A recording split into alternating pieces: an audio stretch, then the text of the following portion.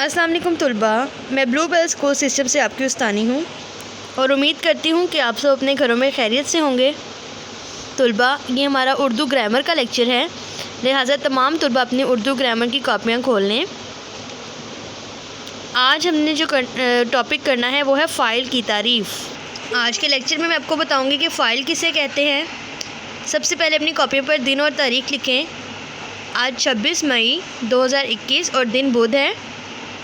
File की तारीफ़ अपनी कॉपी को इसी तरह से रेडी करेंगे।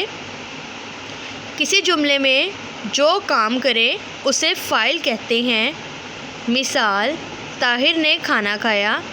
इस जुमले में ताहिर फ़ाइल है, यानी किसी भी जुमले में जो इंसान काम कर रहा होता है वो फ़ाइल होता है।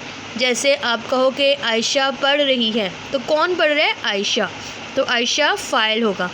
इसी तरह अगर हम कहें कि अम्मी खाना बना रही हैं, तो खाना कौन बना रहा है? अम्मी, तो जो इंसान काम कर रहा होगा वो कौन है? फ़ाइल।